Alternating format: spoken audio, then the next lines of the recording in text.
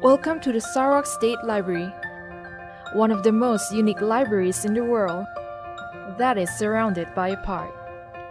Whether you are in need of learning materials, reference material, conducive learning environment, the free Wi-Fi, a recreational place for you and your family, or if you're a fitness junkie and looking for a place to jog or work out, the Sarawak State Library got that covered for you. Hi, my name is Charlie. Let me introduce you to the Sarawak State Library. Other than the Sarawak State Library in Kuching, we have other branch which includes the Sarawak State Library Miri branch and the State Record Repository.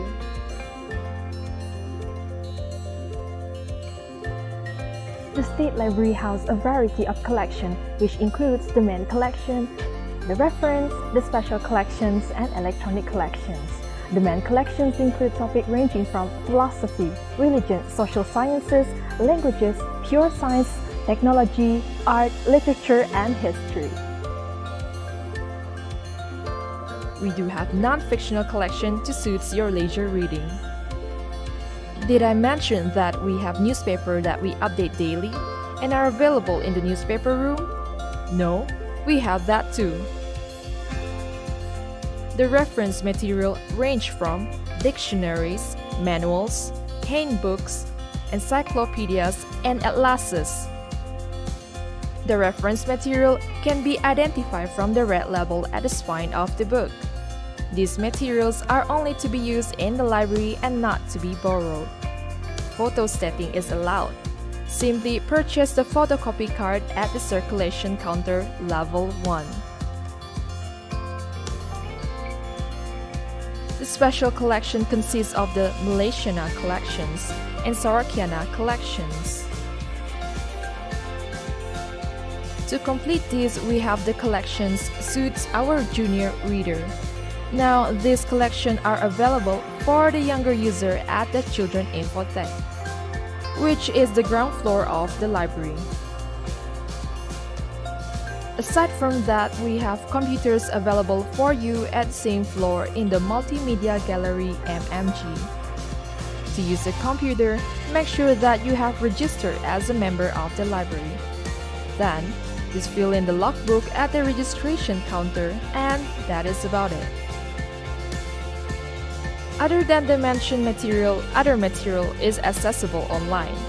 For the convenience of our user, we provide online services as well. I'm talking about the Online Public Access Catalog OPAC. All our collections are registered in the OPAC, whereby it can be accessed anytime, anywhere. With that being said, by simply looking up www.librarynet.com.my, user get to check the availability of the books that they are interested in online. OPAC also allow user to locate the materials that they want by obtaining the call number of the book. Call number can be seen at the spine of the book. In other words, you can browse our OPAC and locate the material that you want and reserve it if the status is checked out at the comfort of your home. How convenient is that? In the case that the book is available in other library, loaning book is made possible with the interlibrary loan, whereby user could loan books from other library with just a fee of 2 ringgit. What's more, bulk loan is available for institution or agency that have registered with the library. This institution can loan up to 50 to 200 books without fee. Aside that, we have vast online database collection exclusively for our member. Our online databases includes journal, magazine, newspaper, and books. To enjoy the unlimited pass, simply log in using the username and password that you have created during registration. Other than browsing the OPAC for books and accessing the online database, you could also do an online renewal and request for books too. Wi-Fi is available for our user at the library compound. To connect to the Wi-Fi, select LibraryNet from the list of Wi-Fi available, and a pop-up will appear asking for the username and password that you have created during registration. Fill that in and you have the access. Now all these are accessible to our member for free. You heard that right, for free. To register, simply provide the librarian at the registration counter on the ground floor with your identification card or passport. The librarian will guide you to fill in a short online form. Activation will be done immediately after you press the submit button. Just remember to approach the librarian for your membership activation. Renewal of membership done yearly. Like the registration, the renewal of membership is also free. Having the habit of misplacing things? Afraid not, we do not provide our user with membership card. However, to access all the services and for future transaction, you will only need to show our librarian your IC. Our membership are open to the public starting from kids age 4. In addition, you have registered and have forgotten your username or password. Approach the friendly librarian and they will surely lend you a hand. Now on to the do's and don'ts in the library. While we are striving to provide you with the best services, please adhere to the followings. No food and flavored drinks allowed in the library. No smoking at the library. Keep your volume to minimum when you are in the library. Remember to leave books that have been taken out from the shelf at the trolley provided or the counter. Do not leave your personal belongings unattended. The library is not a playground, therefore books are not toys. For this and more information on the Sarawak State Library, head to our website www.pustaka-sarawak.com. Feel free to give us a call at 082-442-000 or drop us an email to librarian@sarawak.gov.my. Stay tuned for all events or activity hosted by the library, or for any updates and announcement, follow us on our social media, Facebook, Instagram, and Twitter. Well, that is all from me. See you at the library.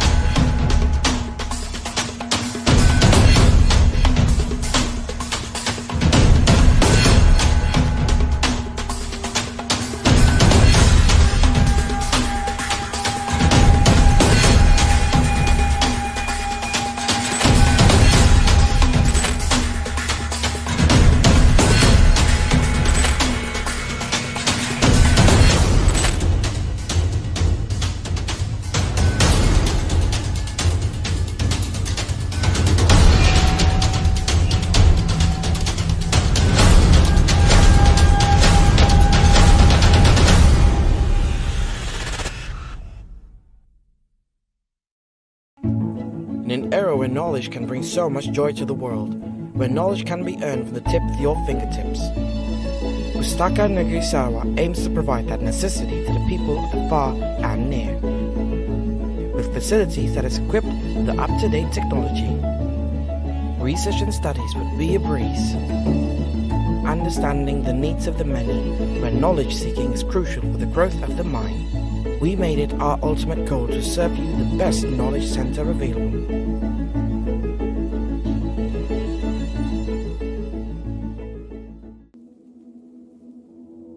Outside our walls, we go and reach out to users and potential users in hard-to-reach areas. We'd go over and beyond by traveling to the suburbs to spread knowledge.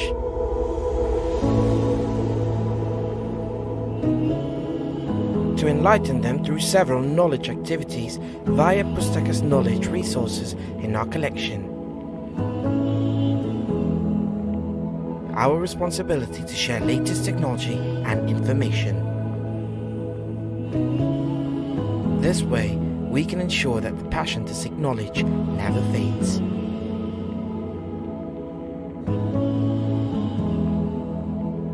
It is our utmost mission to cater for and exceed the expected information needs of our users. For such noble cause, we study the profiles of our varied users to undermine their information requirements, get the needed information resources in whatever available formats, printed, non-print or online, and match them with the requirements. We take the extra miles of informing users about our rich information resources and tell them step by step how to identify, select, retrieve, and use these resources. We want our users to be literate in information and knowledge. We want them to be our knowledge beneficiaries. As our priority to preserve the knowledge and Sarawak heritage collections, we are committed to provide the user with access for those special and unique collections of Sarawak. With the facilities for storage and repositories, we ensure all the collections and public records which are more than 25 years old, and other documents, papers, instruments, statutes and statutory order, regulations or decrees directed by State Secretary to be maintained, preserved and kept in the State Depository on account of their historical value or public importance. We are eager to expand by preserving the collections through legal deposits, donation, bequeath, oral history, and also transfer of public records for permanent preservation, regardless of its format and media. By creating standard bibliographic records, we will ensure the library resources or materials published in Sarawak can be accessed and will be preserved for future generations. We are going beyond boundaries in order to guide, advise and train all Sarawak government agencies with focus on the implementation of records and archives, management practices and standards thoroughly for Sarawak civil service. Researchers can use our facilities to do research on specific materials, whereby assistance is always available.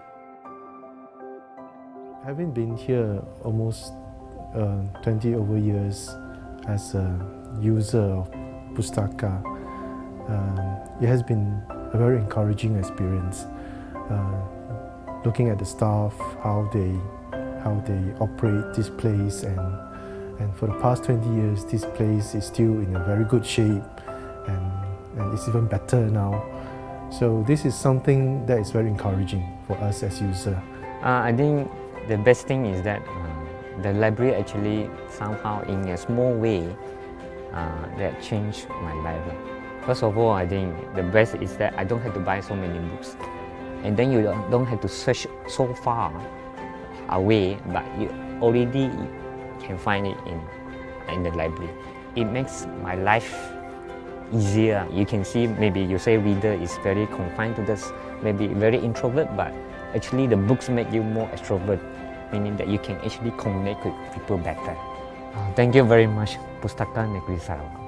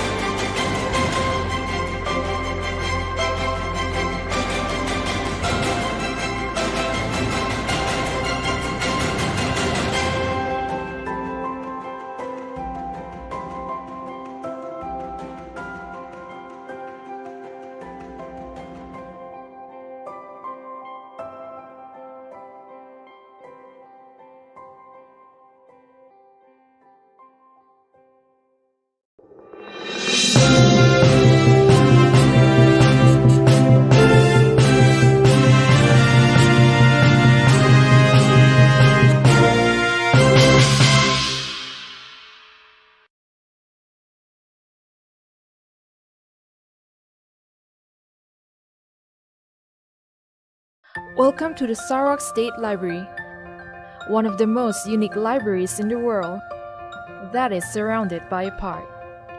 Whether you are in need of learning materials, reference material, conducive learning environment, the free Wi-Fi, a recreational place for you and your family, or if you're a fitness junkie and looking for a place to jog or work out, the Sarawak State Library got that covered for you. Hi, my name is Charlie. Let me introduce you to the Sarawak State Library. Other than the Sarawak State Library in Kuching, we have other branch which includes the Sarawak State Library Miri branch and the State Record Repository.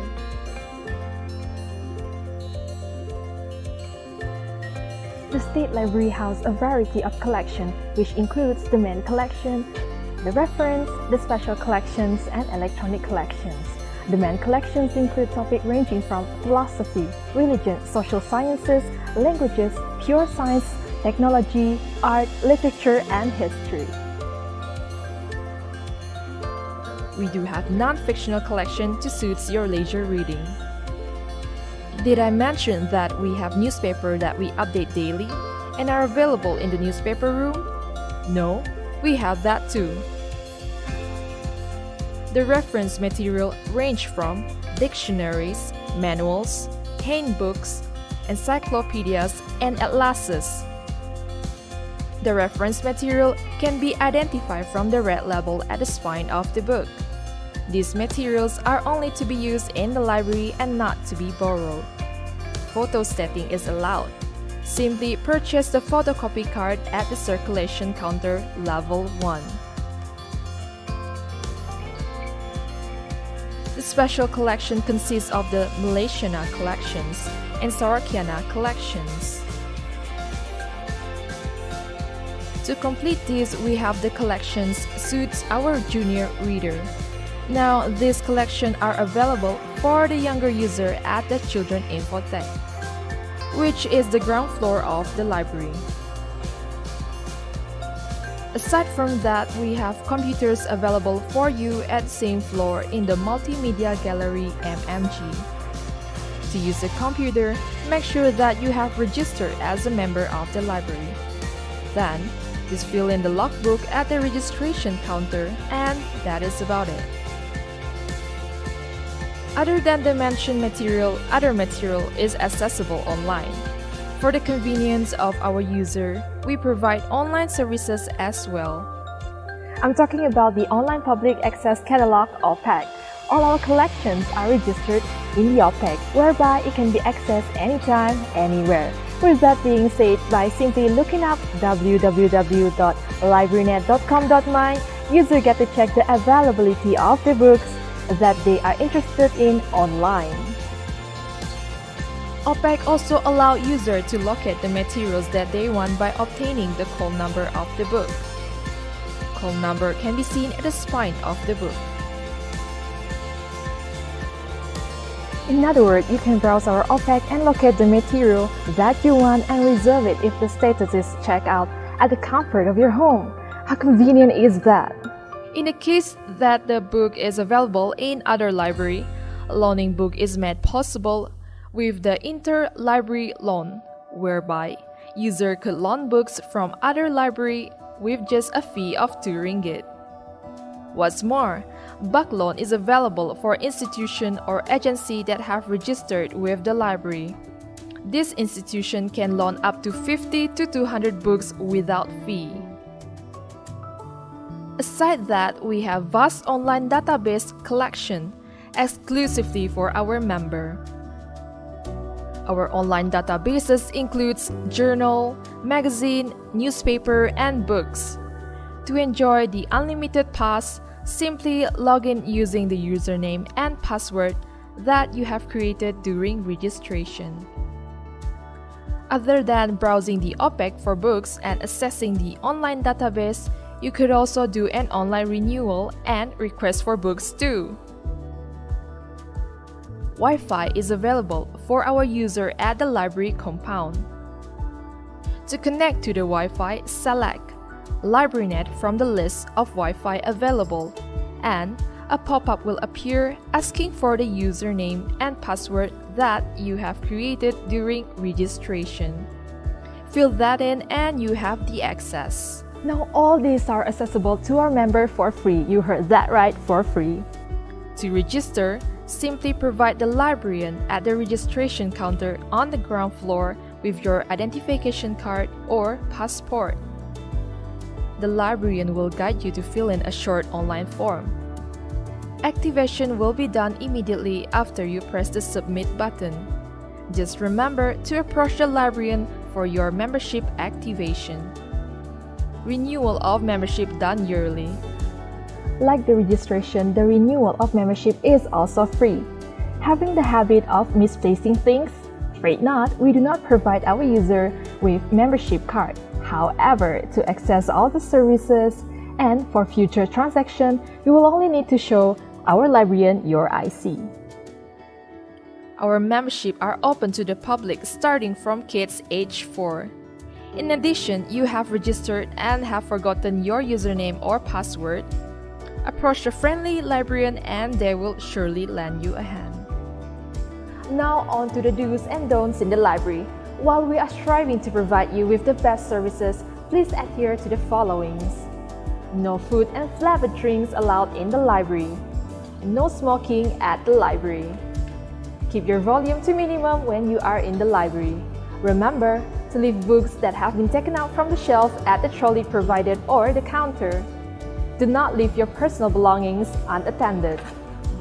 The library is not a playground, therefore books are not toys.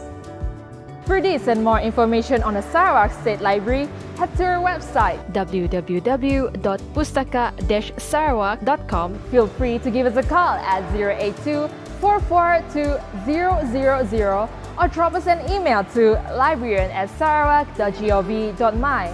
Stay tuned for all events or activity hosted by the library, or for any updates and announcement, follow us on our social media, Facebook, Instagram, and Twitter. Well, that is all from me. See you at the library.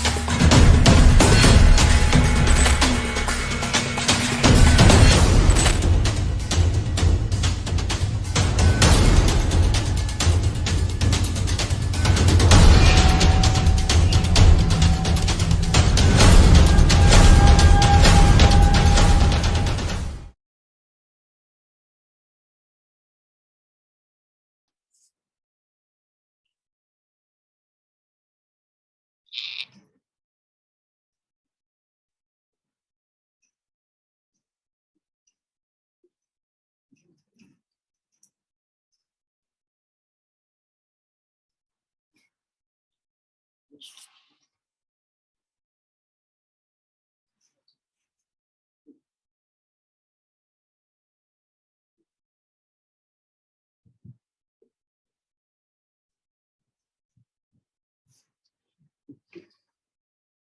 afternoon and welcome, ladies and gentlemen.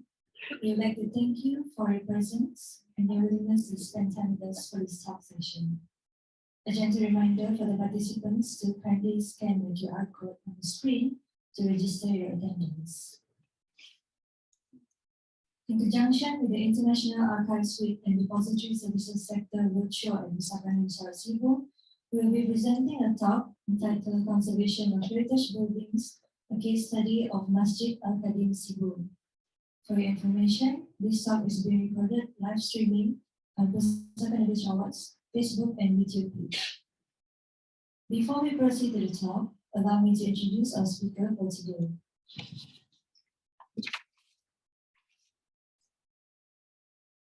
Associate Professor ARIDRTS Haris Fazila Abdul Rahman is a lecturer, professional architect, interior designer, and registered conservator who graduated from Hall School of Architecture, United Kingdom.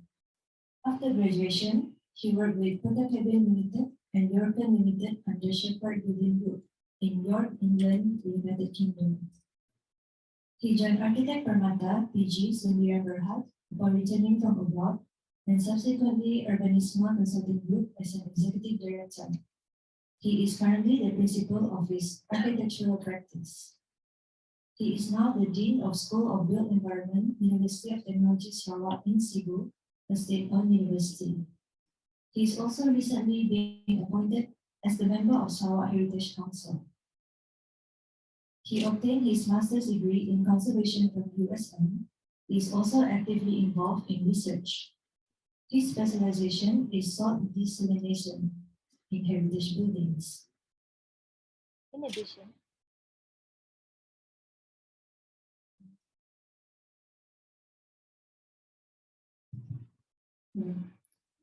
In addition, his interests are building conservation, ecotourism, sustainable design, and modular construction. His first involvement in conservation was the renovation of the Green Building in Ho Chi Minh City, Vietnam in 1992.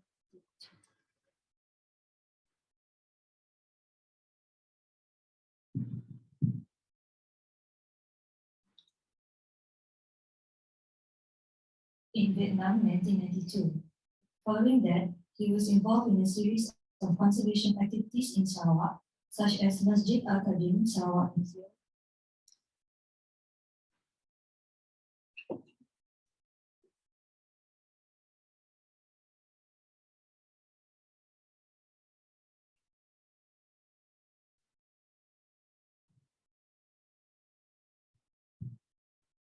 My apologies, technical difficulties. Okay, that was on. Following that, he was involved in a series of conservation activities in Sarawak, such as Masjid Al-Qadim, Sarawak Museum, Brook Dockyard, Fort Emma, Fort Lily, Fort Brook, Lockingham Hospital Memorial, and Rumah Sri Ahmad.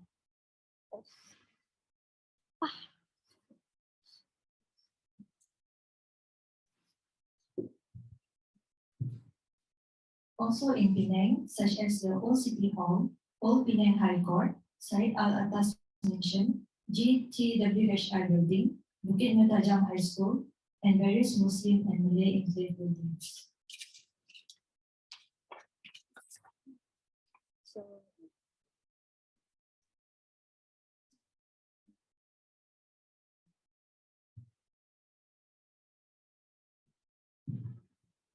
So without further ado, we would like to invite our Professor Nadia to share his wide knowledge on our topic today. Please welcome.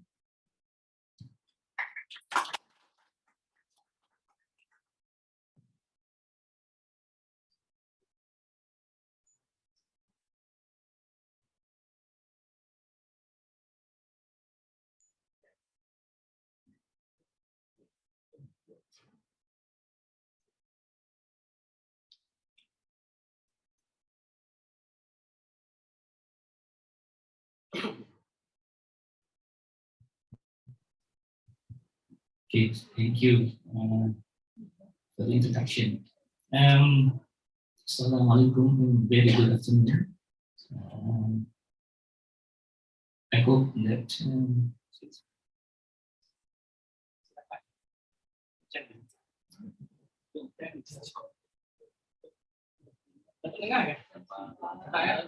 Okay. In the meantime, I'll talk. Yeah. So today I'm going to talk about conservation topic, especially on Lake Sarawak.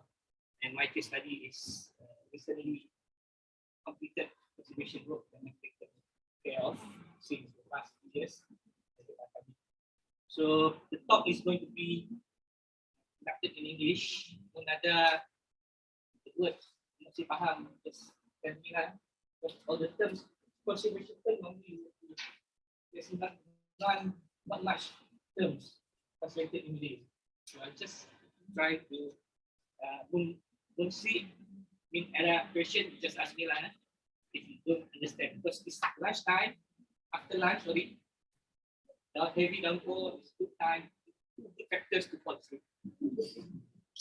Yeah. check 1, 2, 3.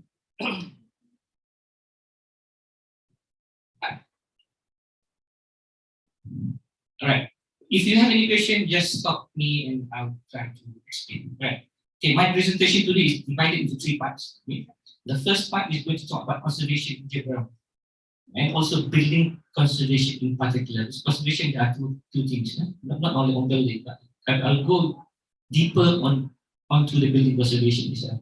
Secondly, I will touch on the legislation and also the guidelines pertinent to building conservation process. And thirdly, I will talk on the case study itself, the conservation of Masjid Al-Tariq in Cebu. So, if you talk about conservation, what is conservation? Dalam bahasa Melayu, konservasi, ataupun kalau ditranslate lagi, pemuliharaan. Memelihara dan memulihara. They combine, they become pemuliharaan, conservation. So, we have a new ordinance, Sarawak Ordinance 2019. Recently was tabled and passed in the Sarawak Cabinet. So in the ordinance stated that conservation means the process of looking after and conserving artifacts, documents, heritage sites, heritage buildings, or conservation area, not only building but areas, as if to retain its heritage significance. That includes the maintenance, preservation, restoration, reconstruction, adaptation, reuse, rehabilitation. Okay, so all those words, preservation, restoration, reconstruction, adaptation, reuse, and rehabilitation is combined to become conservation. So conservation consists of all those things. Kadang-kadang orang cakap restoration. Sometimes people say restoration. Restoration is just to restore. Okay, restorasi. But conservation is more than that. So, what the needs for conservation is to protect something from or to prevent them from being destroyed. Kita tak nak wasak lah. Kita nak jaga as if kalau kita ada, if we have an elderly among our families, let's say we love our grandma very much, so we take care of her. We give her medicine, we give her good foods and so on. So that is to prolong the life. It's the same thing with conservation. We love the building, we admire the building. It is our culture, so we have to preserve to make the life longer. Okay? So it prevents something from getting lost or wasted. So why do we conserve? What are the benefits of conservation, heritage conservation? The first one is to retain our identity, because heritage is about our identity. We have our own identity. We're talking about Sarawak heritage, it's different identity. Sabah heritage is different. Serangoon heritage is different. The one in Italy or in Europe, they are different identity. So it is to protect, to retain our identity. And it can promote, okay? I think ada wakil dari tourism tu, right?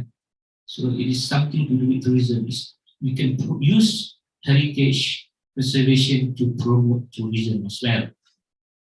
And because of that, if we prolong the life of the building, we can increase the value. It happened in Penang, it happened in Malacca, it happened already in Singapore for a long time. So if they designated that areas to be the heritage zone, the property price will go up. Nowadays, we go to Penang, the shop houses, for example, the shop houses. That's why I really like the shop houses in Singapore as a whole. Of shop houses really has history in that. So I hope that the local authority is going to protect that. So what happened in Penang, because they have been inscribed as a heritage, World Heritage Site, Penang and Malacca inscribed as a World Heritage Site. So the property price goes up. The shop houses are not that big, in Penang. The opening is only about 14 to 16 feet, not even 20 feet. Just imagine your house is 22 feet, terrace house. When in Sunanjo is 20 feet, in Sarawak is big, more, you can find 20, 22 to 24. That's how big. And people will say that their house is small. Just imagine those shop houses in Penang and Malacca is only about 14 to 16 feet. But the price is ridiculous because it was inscribed as the World Heritage Site.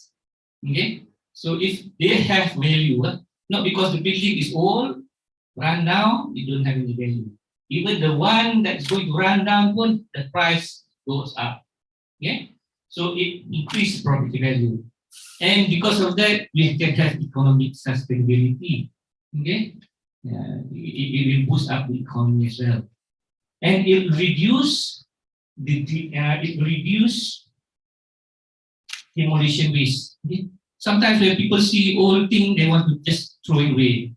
Buat je lah. Buat apa nak preserve nak? Buruk nak? Buat apa preserve?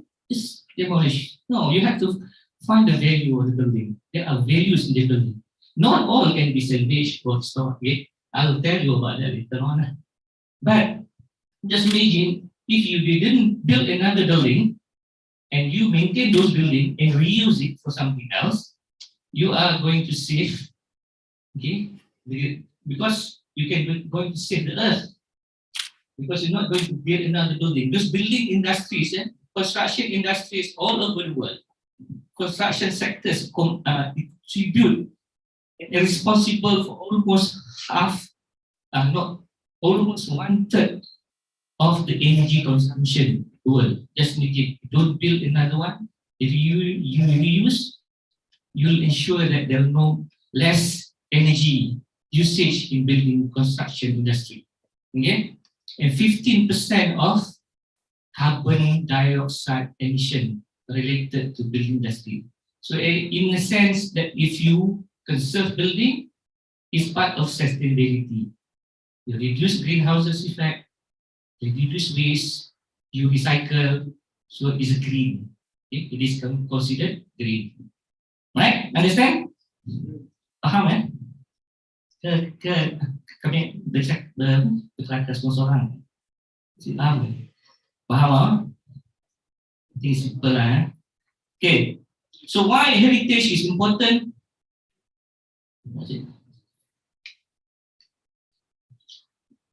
Okay, why heritage? Why our heritage is important? Sebab apa warisan kita sangat penting. Like our heritage is so important. Nowadays it become recognized. Okay? People all over the world, they recognize about this. Okay, some of the tourists, especially from Europe, US, on the first world countries, developed countries, they really look into going to those places with history. That's why when Malacca and Penang was inscribed as World Heritage Sites, the tourist number increased. And furthermore, the local authority, they have their own program to attract more tourists, to restore more buildings and so on. So there are recognition all over the world, okay? And there are awareness as well, more awareness among the people. For example, when I came here, actually I'm married to a local. I'm not local, sorry, to be honest. I'm not local. But I'm married to a local. My wife is from Singapore. But when I came here first, 1990, Still the old airport, that's old airport. Okay? Nobody talk about heritage. Okay? Then when I came back 2014 to teach at UTS, there are a bit of awareness among the locals. At that time, if I ask you, I don't know whether now, if I ask you, do you know any of the heritage around Cebu? Do you know where? Because after I did Fort Brooke, I did Masjid Al-Qadim, I did Fort Brooke and also Fort Emma. And believe me, at that time, was about 5 years ago, if you ask people around Cebu, not all of them know there's a fort in Julau. Tahu tak anda ada fort di Julau? Nanti ya? Nanti kan? Pernah? Si pernah nggak? Okay. So, but now I think people, because of the program by Jabatan Pendidikan Sarawak, I think with the Jayawara program, so I think more and more people are aware about what are those heritage areas or buildings around them. Okay. So it is important because we need to preserve our history. That is part of history, right? So what if, for example, there was a fort in Cebu. Do you know about that? There was a fort in Cebu called Fort Brooke. Before it was demolished to build, I can't remember where's the site, somewhere near the Dadaran. Okay? There was Fort Brooke there. It was demolished. So when they built another fort in Julau, they named it after Fort Brooke as well. Okay? Did you know there is a Fort Brooke? So the history is gone. Nobody cared at that time. Right? Nobody cared. The same thing is like in hospital. Nobody cared about building. So we have new hospital, so what? Why do you want to save this old hospital? But there is a history, right? How it started, how Mr. Lucky, how philanthropist established the hospital and so on. You need to have that. It's part of history. Yeah? And it is also important, as I said just now, to prolong the life of the building. Okay? And it can be used, it can be seen, it can be enjoyed by the future generation as part of the sustainability. Okay? So, because through cultural heritage, one generation will be connected to the others, because we are passing those things to our future generation. So they will learn, they'll know about our history. Okay? So it also gives the community their own identity. For example, the fort, this is Sarawak identity. You cannot find those forts in any part of Malaysia. Do you know that? The forts was built, most of the forts are built using belian, kayu belian. If you go to Semenanjung, most of the forts are built using bricks. So that's your own cultural identity, right? That's your individual identity. You cannot find it in Sabah. It's only in Sarawak. Okay? So, and then it gives you a sense of unity among yourself, because you understand your origin, you understand history, and so on. Right? So it is important.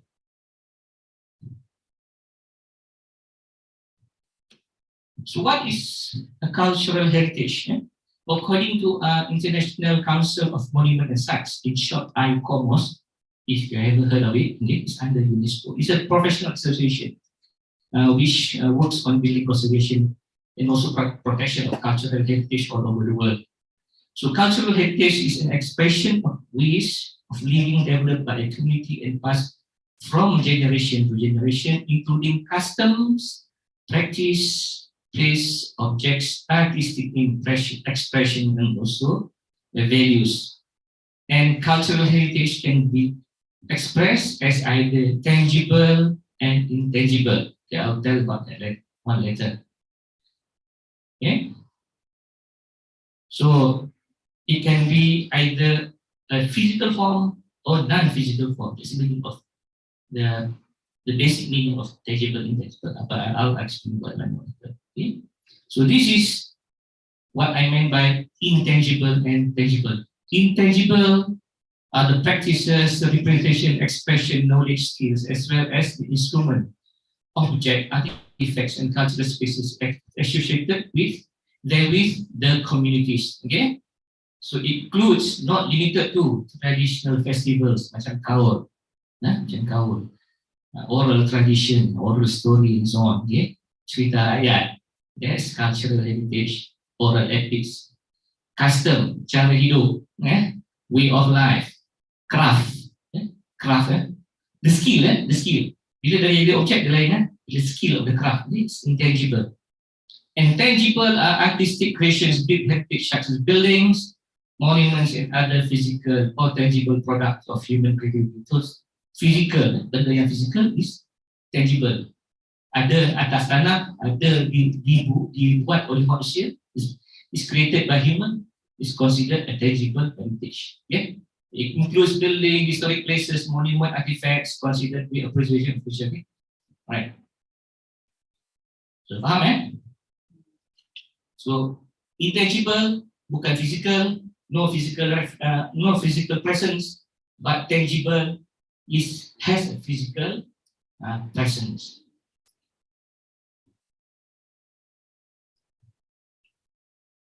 So intangible culture, so as I said, include tradition, also include indigenous knowledge.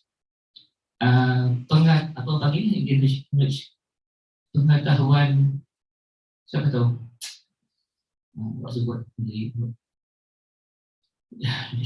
knowledge tu lah macam kalau kita nak tanam, katalah contoh, if you want to plant sagu, what day, if you want to cut lembu and what day, so that's indigenous knowledge, pengetahuan tradisi. That's what they really work on. Indigenous knowledge part of it, traditional medicine, ubat-ubat, and macam mana nak pilih all the herbs. If you go to jungle, I remember went to jungle in Kedah with orang pribumi, orang asal, orang asli tak boleh kata kat sana. Dia tukar. Orang asli lah, tapi dia dah tukar. Orang asal. You go to the forest with orang asal, they know, they have the knowledge of this plants. Okay, that's intangible cultural heritage. Food, makanan. Makanan is the intangible cultural heritage. How to prepare the makanan, the consumption of the food is also considered the intangible cultural heritage. Contohnya dapai, tempat dia tak ada kan? Pergi Semenanjung tak hidup kan dapai ni. You bawa dah benih dapai ni, beberapa kali bertanam dia tak hidup. So this is one of it. Okay? But how they planted it, how they harvested it, how they consumed it. So it's part of the intangible. Same thing with other foods, like kneading. If you guest from Semenanjung or guest from all over the world, come over to Sarawak, you will serve them this. Right? Oh, this is local. Then the people know, oh, kneading from Sarawak. Umay, umay, something special for Mulanaus.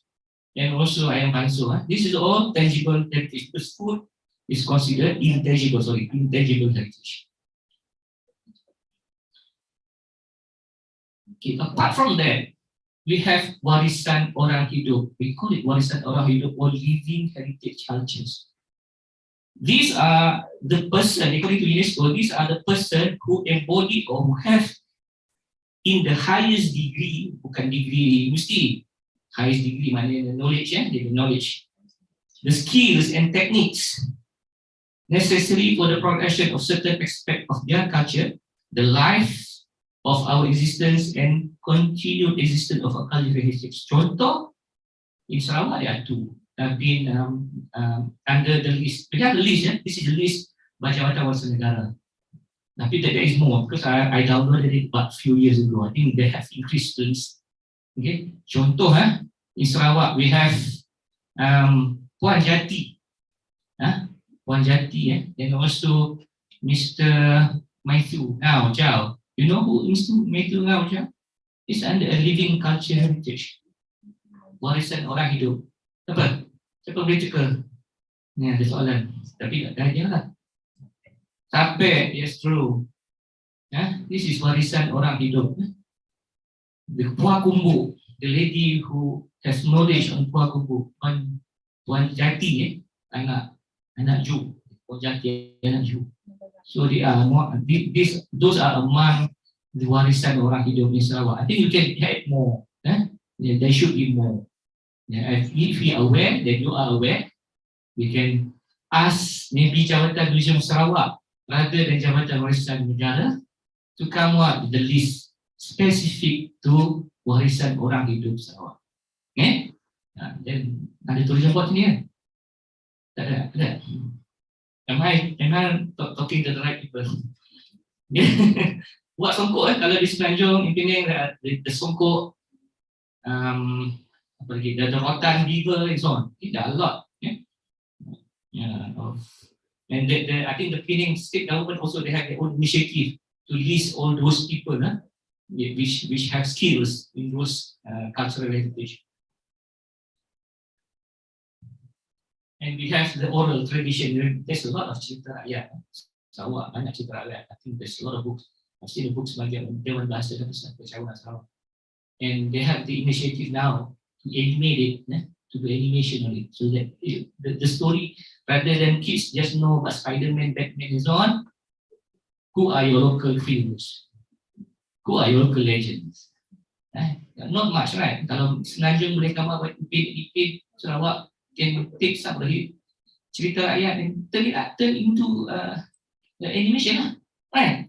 That's the way that our culture can be preserved, and our younger generation don't only know about Disney or Warner Brothers. Right? We have our own cartoons to tell the stories of our culture. Okay, that's my suggestion lah. I will bring it up to the Sarawak Heritage Council. Right. So what? And then cultures such as kneeling, ritual also considered as intangible culture heritage. This is unique, right? Kaul, this is unique. This is kneeling in Fort Emma. Because you have to do 2 kneelings because we have the tengkorak inside, the palak, at the 7 palak. Before we even, because I'm involved in Fort Emma conservation as well. Before even the contractor, any of the workers dare to touch anything in the building, we have to do kneeling. They said, if you don't do kneeling, we don't dare to come in. So we have to do kneeling. We put the palak, we put a special pondok for palak whilst the conservation work is ongoing. Once the building is finished, another kneeling to bring back the palak in. Okay? So this is a ritual, is part of our heritage. So now, even now, if we are doing a building conservation work in Sarawak, this is part of the tender. JKR ada di sini. JKR take away lah, masuk dalam tender tau. Tak tahu dah tak ada apa. Tapi ada hospitality ritual. We have put rituals under tender for all conservation in Sarawak. We have put those rituals under the tender, under the BQ. So another thing, and the next one is tangible cultural heritage with the physical presence. Okay, so building, historic places, monuments, objects that is important to human history. Object is important to our culture. So that is also a tangible cultural heritage. Okay, of course, we talk today more on building. Like those building. This is Fort mana? Kan? Fort Emma 1 story saja, 2 story.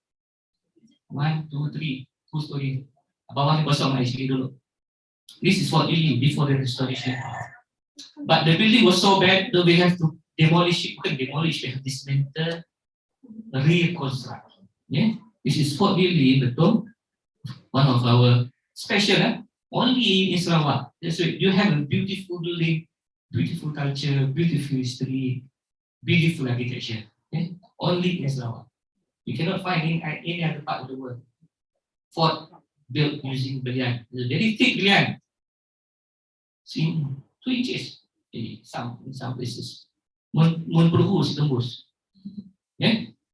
Which one? Fort Jolau. Fort Brook in Jolau. This is the latest fort lah. This is the last fort built by Brook in 1935. Anybody know about this? I believe most of you don't know. Buok. Oh, ada history dah. Rumah burung. Saya rumah burung. Ini rumah burung saya. Kacau benar rumah burung. This is the oldest church in Sarawak, you know? Nobody knows about this. I went to this place in Jabatan di Sarawak. I was invited to Jabatan di Sarawak to go to this place. I said, there is a church there? Yeah. The local said there's a church there. It's in the middle of the jungle. It is in Sungai Bawan, Kanumi. It is timber, belian timber, the first Sacred Heart Church in the Sarawak state, built in 1886. It's still standing. See, orang tak tahu. There's no awareness. Nobody care. You don't know because nobody tell us. Bukan you tak care. I'm not saying you are not caring about it, but nobody tell us about this place. Right? This is another example. Okay, because there's a lot of bilian. Most of the building building materials those time are using bilian. This is one example. Tak banyak church pakai kayu. I've seen.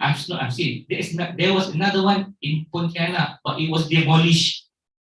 They built a new cathedral using brick and mortar. They demolished a very beautiful old timber church. So now I think this is the only one in Bonwai.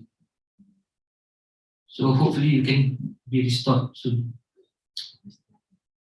You ready? This is the only Melanau longhouse. It's not rumah tinggi. A lot of people mistake it for rumah tinggi. Rumah tinggi is different, it's tinggi.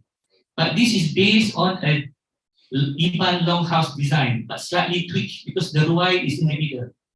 It's very special. Rumah tinggi is a lot, but rumah panjang Melanau, this is the only one. But main rumah tinggi a lot, tapi dah sudah demolish lah. But this is the only rumah panjang Melanau. It is not rumah tinggi.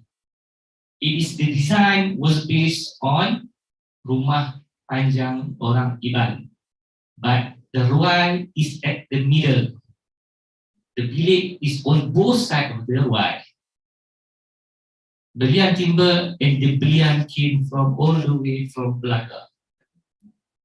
Just meaning how they ship this belian those years, 18 something, from Belaka to Kampung So. Ini ada lori. Sunyi lah.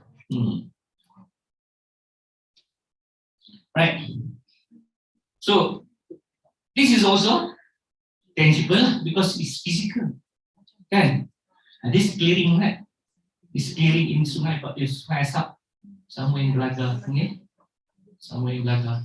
It was discovered recently. I went there 2017. Can't remember.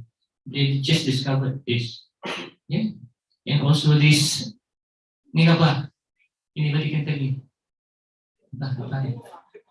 Oh, Belaka. Yalah, Belaka lah. Apa ya? It's a tomb stone. It's kubur batu. It's to show that it's a burial ground. Let's see a few at the back there as well. Yeah? This is burial ground. And for the local, maybe orang apa akan remember. Ada cakap kayang tak kenyang. Something like that. Yeah? So those are all tangible lah. Bukan the building saja. Anything physical is tangible. Right. Same thing with archaeological sites. This is also tangible. Nowadays it become requirement. Not nowadays. It was a requirement if you have development in conservation area, you must do the archaeological digging to find all those artifacts because there are so much history, not only above ground but underground. Normally, if you do this, you can find coins, bullets, coins, cannonballs, perfume glass, and so on, perfume bottles, ceramic, and so on. So you know the history of those people who are living in those era. They was even when I was in York, UK, when they doing the construction of a shopping mall, they found a Viking village. So they found a Viking village. So what they do is they turn the ground, the basement of that shopping mall, instead of car park, they turn it into a Viking museum. So all those artifacts they found during the digging, they restore it, they conserve it, including the poops. Poops, cakap Melayu orang dia kasar, tahi lah. Tahi lah. Even they conserve it, put dalam glass box. Why? They know what foods have they eaten during that era. From there they study. Oh, the Viking, they ate what? Bukannya saja-saja poops buang, you become history. Just imagine that your poops later become history.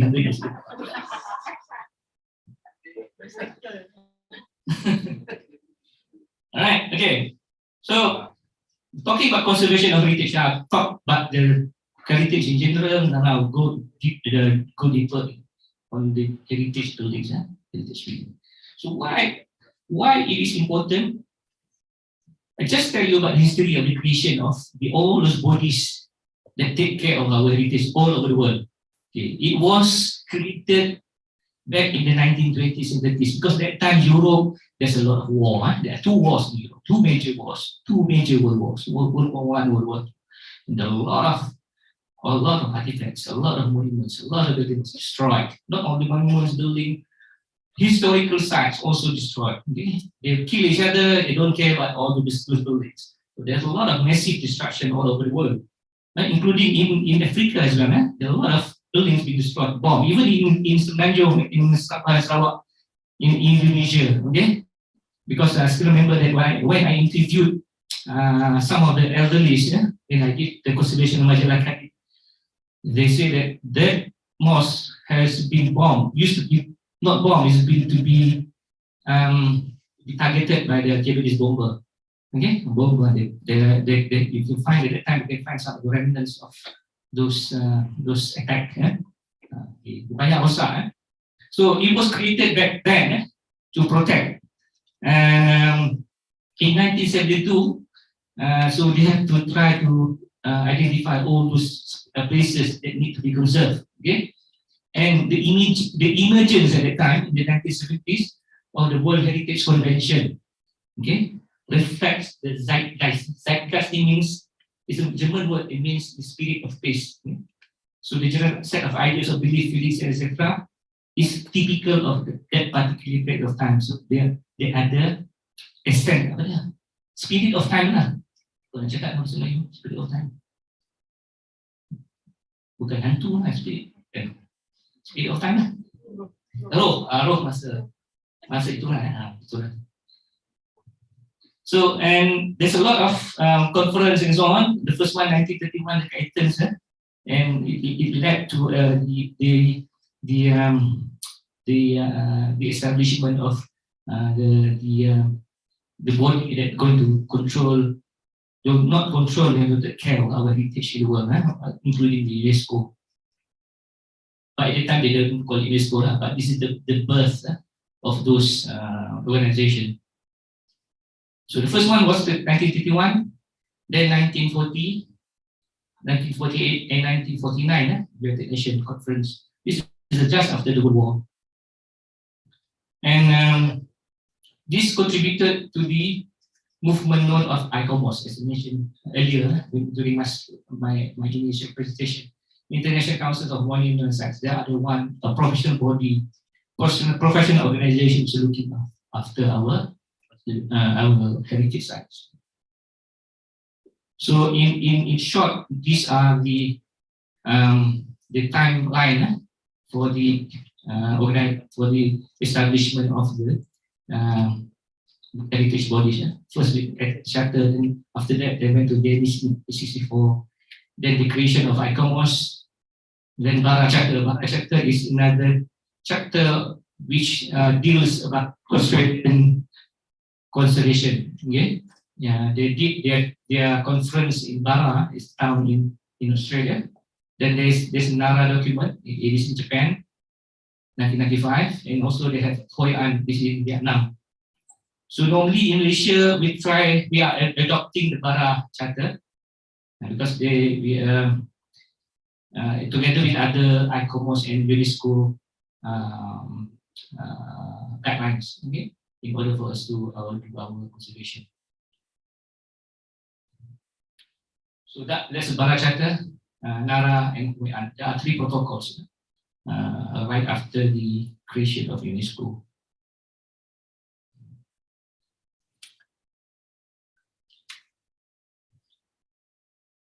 So what happened in Malaysia? Okay, in Malaysia, the movement started back in 1970s. We quite late. And other parts of the world they started from 1920s, 1930s, but we started back in 1970s, 1960s to 1970s. At that time, all those heritage under the jurisdiction of Department of Museum and Antiquities. Okay, Jabatan Museum dan Antiquity. It was then separated into two departments in 2003.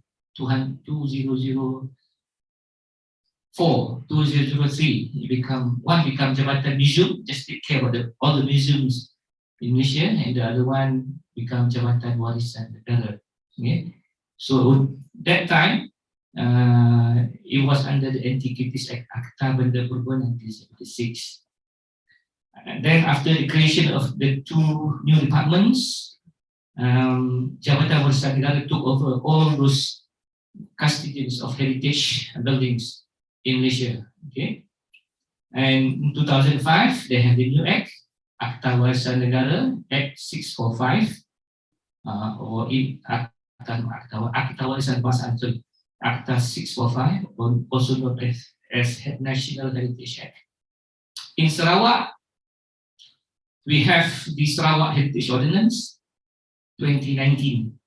Yeah, the previous law was Sarawak Cultural Heritage Ordinance 1993, and prior to that, we all those antiquities were under the Antiquities Ordinance 1954. Kalau cari dah tak jumpa dah ni 19 Ordinance, the Antiquities Ordinance, no more. Okay, it was repealed in 1993 when it introduced Sarawak Cultural Heritage Ordinance 1993. This is the new one. This is the new one. In Malaysia as well. In Malaysia, particularly in Semenanjung, the local authority also have their own guidelines. Like in Penang, in Melaka, they have their own guidelines to supplement the Act and also the guidelines by Jabatan Warisan Negara. And there are many NGOs involved in conservation. Among those, the Badan Warisan BWN, Badan Warisan Malaysia, and like have Sarawak in Penang, and in Sarawak we have Sarawak Heritage Trust (HSS). In Penang they have Penang Heritage Trust and so on. Okay, so those are the NGOs actively involved in building conservation. So this is the Akta Warisan Negara, Akta Warisan Kebangsaan, Akta Warisan Kebangsaan 2005, Act 645, and those are some of the guidelines, okay, issued by Jabatan Warisan Negara. They have a special guideline for building conservation, two reports, the dilapidation report, defects, impact assessment, and also how to manage conservation work. Okay, how to manage a heritage site and so on. Okay. In Sarawak, it now become compulsory if the building is gazetted under Jabatan Warisan, Jabatan Museum Sarawak. Sorry, saya tertukar ni. Jabatan Museum Sarawak, under the new act, every project that need to be done on a heritage building or heritage site, you must have a conservation management plan, Plan Pengurusan Warisan. It was not there when we under the Sarawak Cultural Ordinance Act 1993. but they added that in under the new law. Okay, those laws, the previous one, 1993, 2009, you can download it. Okay, boleh download dalam internet. I don't know where you want to buy this.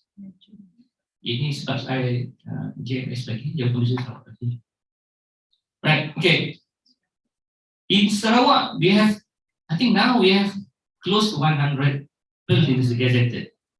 There are more to be gazetted. Okay, kalau nampak lah, kecil sangat ni. Okay, under the old law, the Antiquities Ordinance, we have Astana, the court house, example lah, all the forts, Lily, Alice, Host, Gonia, Gonia, it was gazetted under the Antiquities Ordinance back in 1972. Then under the in 1980s, they have also gazetted a few more. Madrasah Melayu, Menara Bulat, Kubu Lama, that's in Limbang. This is Fort Host. Fort Host in Limbang. Fort Emma, Jabatan Gantung. Also gazetted tapi hubungan lah. Okay. Miri Oil Well. Then by using the newer Act 1993, they also have gazetted a few more. Chinese Chamber, MPK, Balai Polis, Banglo, Segu, Kuil, Tuak Pekong Kucing, okay, di Kucing, Baru, okay, Boldoyat, Alam King Hau. It was gazetted back then, okay, and also Makam was also considered as heritage, tangible heritage. Makam Sultan Tengah, lagi apa? Batu Gambar. I never been there lah. Siapa pernah pergi Batu Gambar, Bukit. Apa?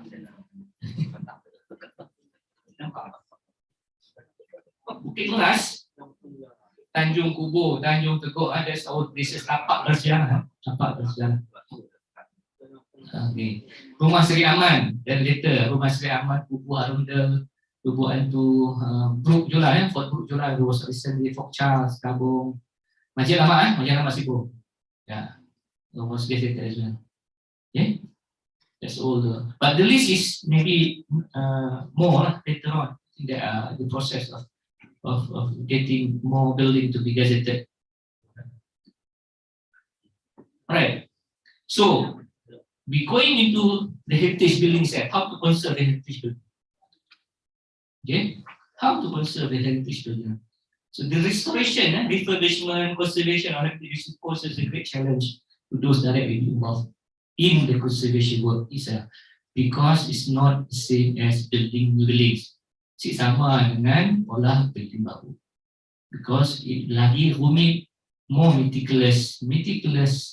More, you need the patient and patient. Patient apa? Sabar, sikit lagi, patient. Patient apa bahasa Melayu? Sabar, patient. Sabar lagi, patient. Passion, passionate. Apa? Kesungguhan, semangat. Memerlukan kesabaran dan kesamangatan. So dia di MPhil dulu. Okay. But patient and patient. Okay. You need both. Okay. And it requires inputs from professional and other specialists. You need to work with a lot of people, a lot of experts, because you cannot do it alone.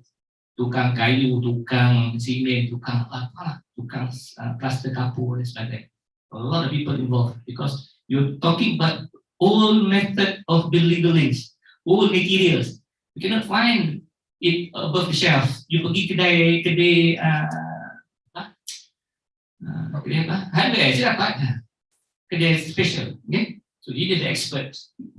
And si boleh suka-suka kacau. Si boleh suka kacau. Si boleh kacau, okay? Because when you do a building conservation, must be a bit minimal intervention, non-destructive, and and you need to adapt it into your new use. So that's your approach.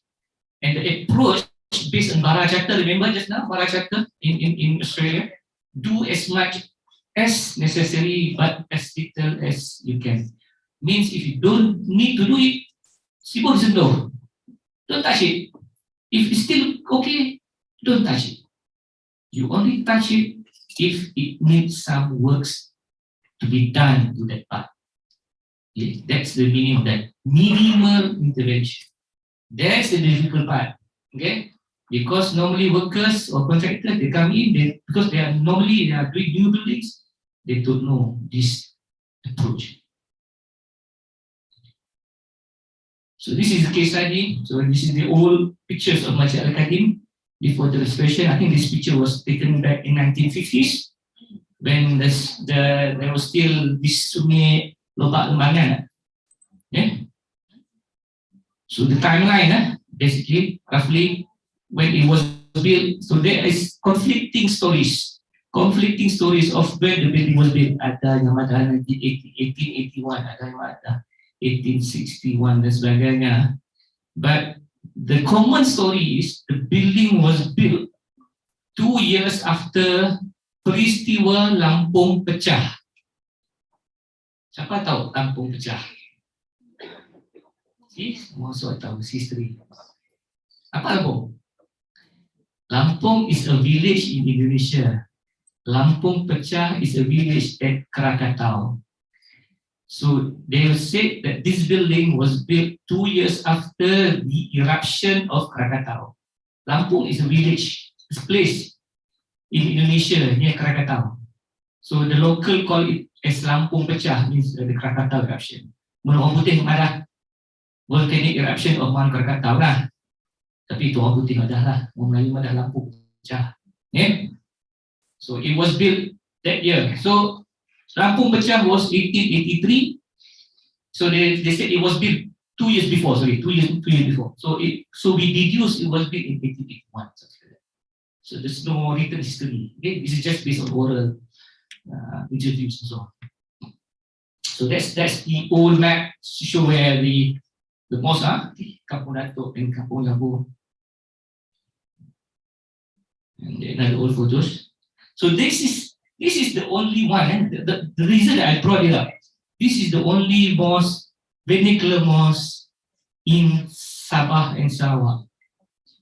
Sabah there's another one, but the history was not really clear. But this is the only one. Because what? I don't know. See, because what? There are one mosque which was built back in 1847, but just small mosque in Kuching. It was demolished. And they built another one in 1880, and it became this now. They bombed the building. They don't care about the history. See, you lost it. You lost it. Okay, there's another one in Bintulu. You lost it as well. Forever. You lost it forever. There's another one in Bintulu, built in 1915. They built a new mosque on top of it, this side. So this, because of that, you only have this throughout Sarawak, the first mosque. Macam tadi lah, the first church, the only one lah. Selain sekubur, kena dia kubur. I'm very emotional here lah, sorry. Kena dia kubur. It's very nice, it's vernacular mosque. It has Indonesian design. They have 4 Saka Gurus. This is the one in Indonesia, in Sadakan. Okay, this is another one. Okay.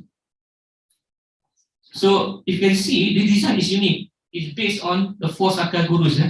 Very, very Indonesian style. Vernacular mosque. Not many in Malaysia. Okay. And later it was extended. And it became like that before we go into the conservation. So that's the view inside. So it was heavily cladded at that time, and it has a tile. Siapa bola tile atas nanti kayu lah. Siapa bola? Kena kami buka awak ibu. Nanya awak ibu kena dia bola tiles atas rantai kayu. Berat lah kan? Okay. So that's architecture. So you see, this is the four Saka Guru. If you learn about Indonesian architecture, this is the main tiang, the main column. Okay, the four Saka Guru. So we believe that the last time the mosque was already this big. So this was later extended. Of course, this is later because this is different architecture altogether. This is very Moorish and not very eclectic British colonial style architecture. But the rest is vernacular architecture. And there's another edition. This is also later lah. Dome is not our architecture. Our architecture is vernacular. So that's the view. Okay, the conservation process. When you're doing conservation process, when you're doing a conservation process, there are principles that you have to follow. Rukun, macam rukun negara lah. Apa kepercayaan kepada Tuhan, bagi nak testing lah. Siapa tahu rukun negara? Apa rukun negara? Iman. Si tahu. Apa nama iman? So principle, there are principle that we need to follow. The first principle must follow.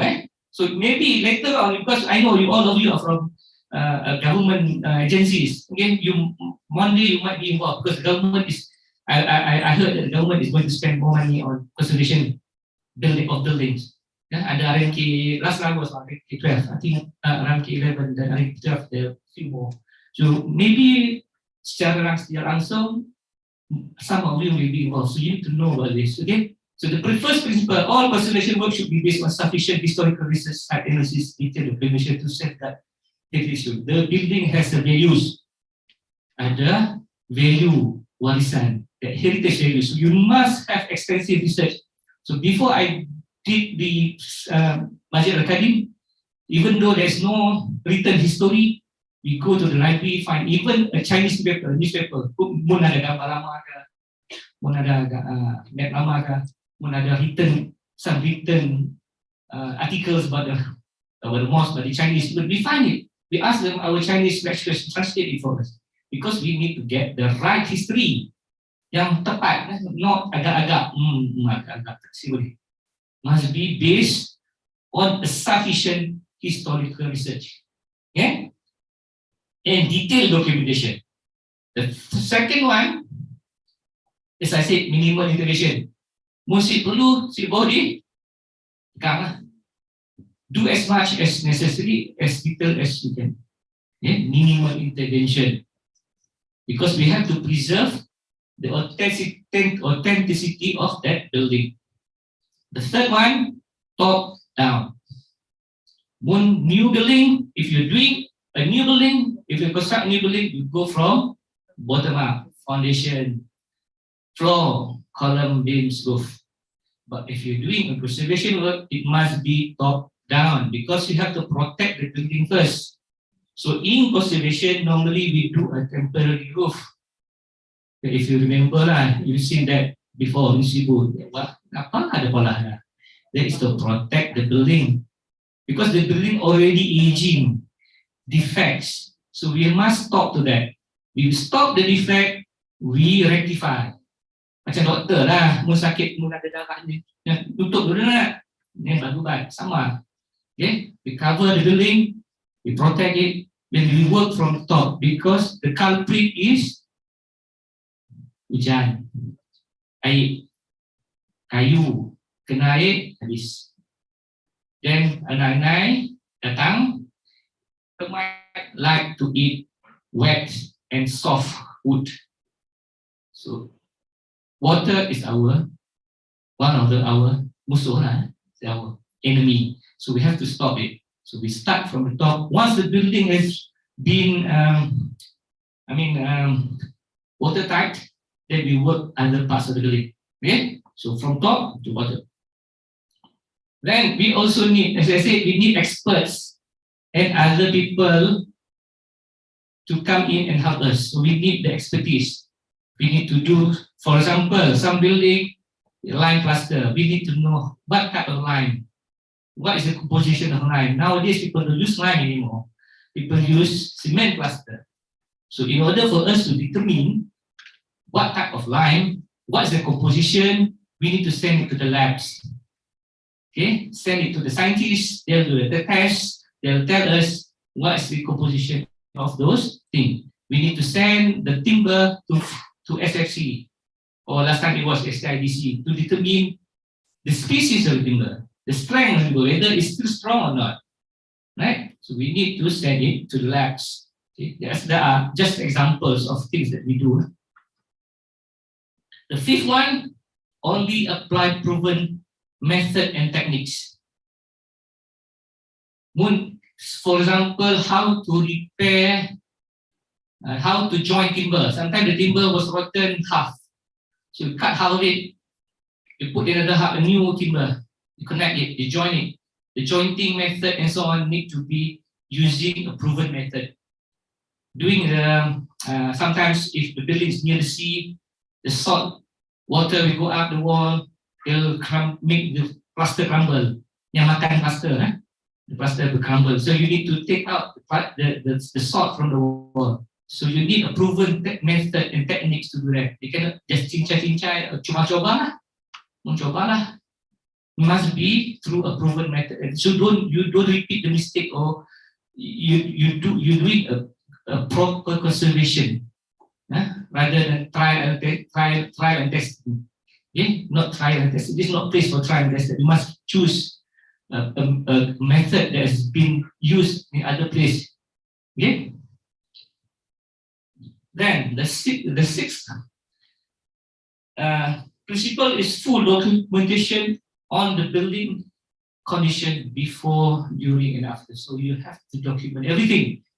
So the first documentation normally is a dilapidation survey.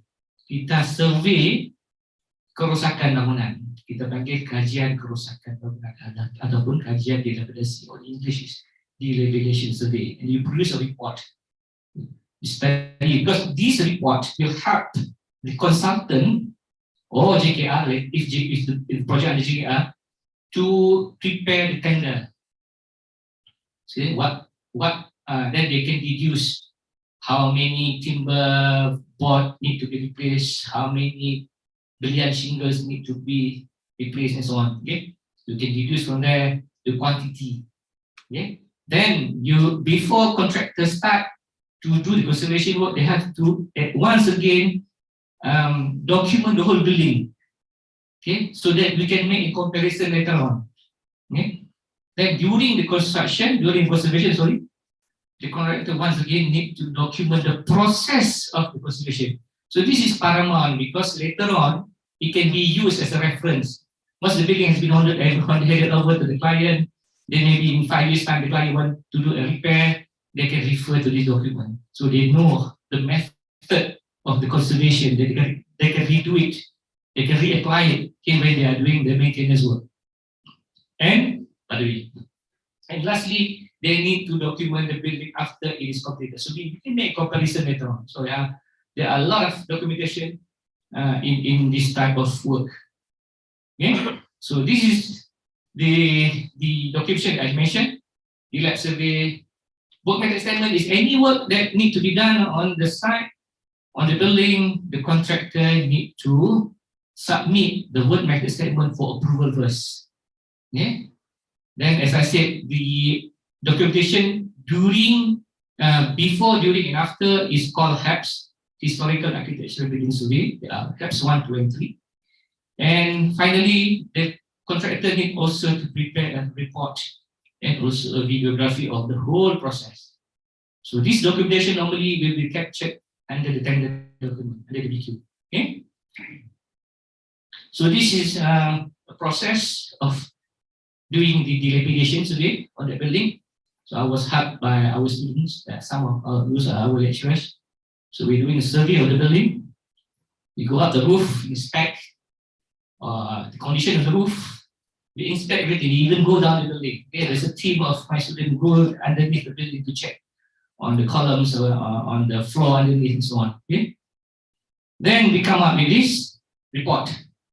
So we pinpoint all those defects.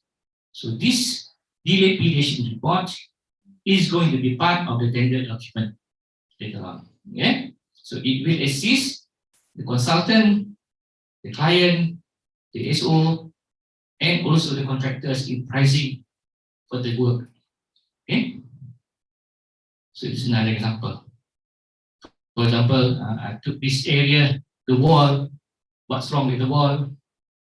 Crumbling, asbestos, rotting, timber sulfate, and so on. And we give suggestion as well in what to be done to rectify.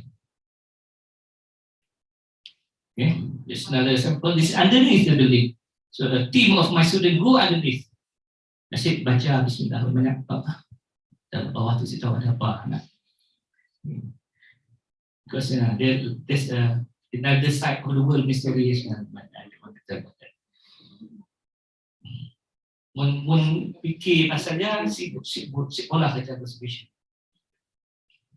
There's another desert lah, you have to Mubjaya sudah. Okay, so the defects what we can find under this is case study of the masjid Kadi. What the defects that we found under the for the masjid. The masjid was in a very dilapidated stage. So because first unsympathetic renovation. So you must know that because there's no awareness, not to blame any of them. The lack of awareness, they know how to tackle or how to handle a conservation, how to handle a heritage building. So they just do whatever they want. There's nobody to advise. It's new thing in Sarawak at that time. So if you don't blame them, but that is one of the reasons of the defects. Yang sympathetic. For example, the tiles on top of the timber. Just imagine what happened to the timber. The timber cannot breathe. Then the timber become rotted and so on. Okay? So that's one example. Lack of maintenance. This is one of the problem. Even for a new project. Okay? After 5 years, speaking again. Maintenance in conservation building. Macam, as I said just now lah, kita ada our grandmother, right? Takkanlah sekali je pergi jumpa doktor kan. Hormon dah baik, si baru sembuh lah, makan apa-apa lah. They have to maintain it, okay? In order to prolong the life. Aging, of course lah. Heritage building is aging. Weathering, you cannot do anything because of the weather.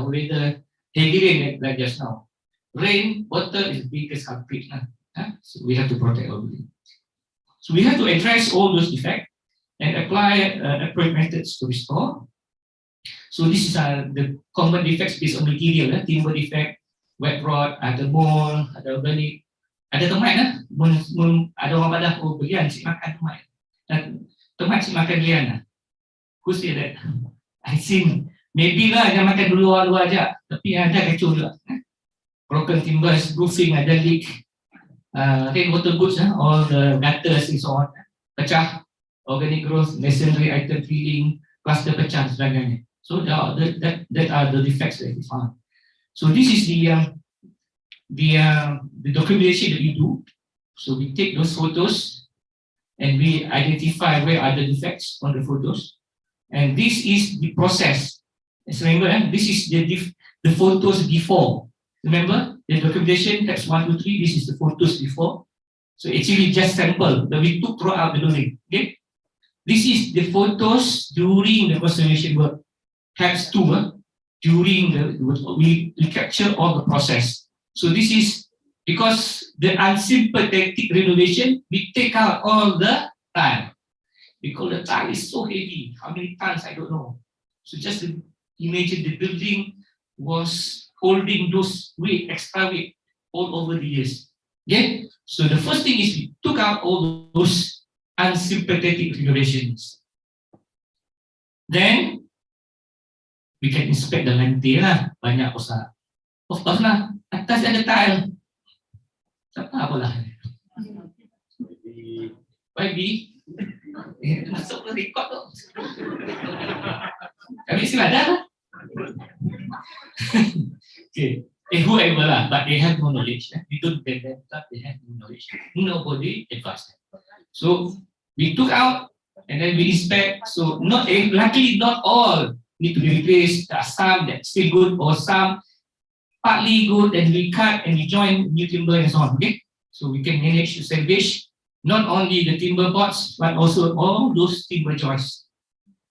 And the problem that we have because of this timber,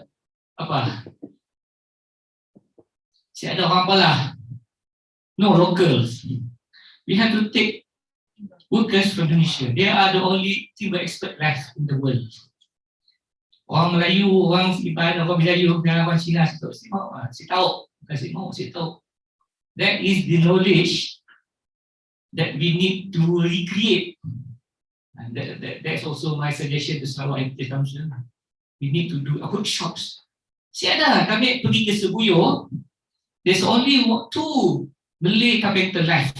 Ya, udah umur 70 lebih. Mau yang mati siapa? Disabled, saya ada. Macam ni. Kayu very important because we have a lot of timber building.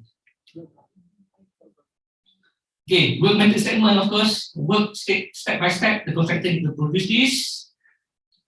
Okay, so on site, normally I do a briefing because, as I said, normally workers and contractors, they only have experience in new building. So we have to tell them where, for example, if they're doing the work on the roof, where to step. Where to step.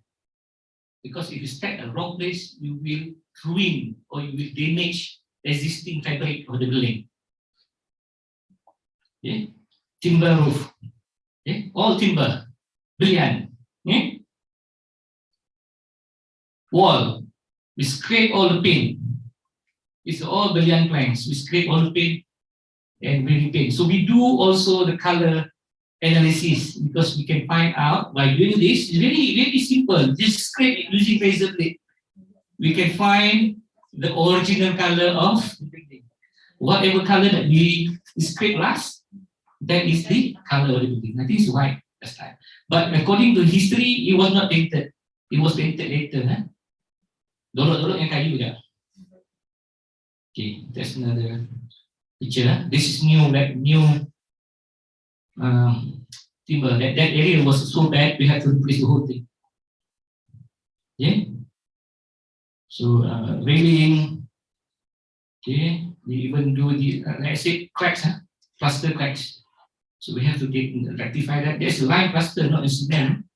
There's lime plaster. So we have to do a test for that to determine the composition of plaster. We recreate the minaret, menara, because the reason it was demolished because of the road widening. So I don't know who was that time. Okay. So now after it was finished, so that's the picture. I think this is my last slide. Yeah. So we have to protect our heritage, cultural heritage, and okay, that's a view at night. I think that's the last one. Okay, thank you very much. Any question, you may throw it to me. Thank you.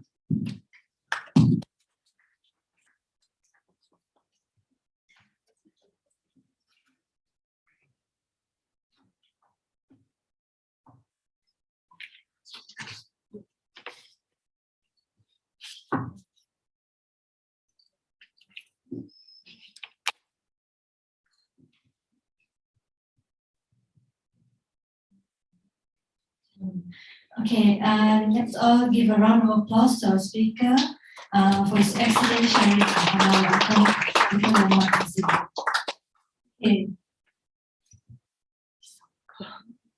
Okay, now I would like to open this session for any questions from the participants.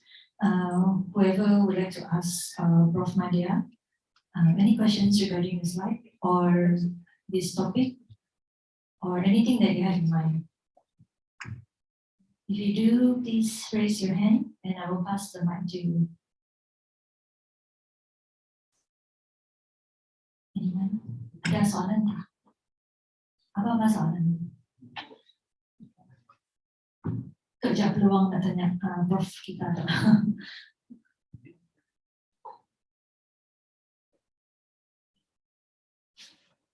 Okay.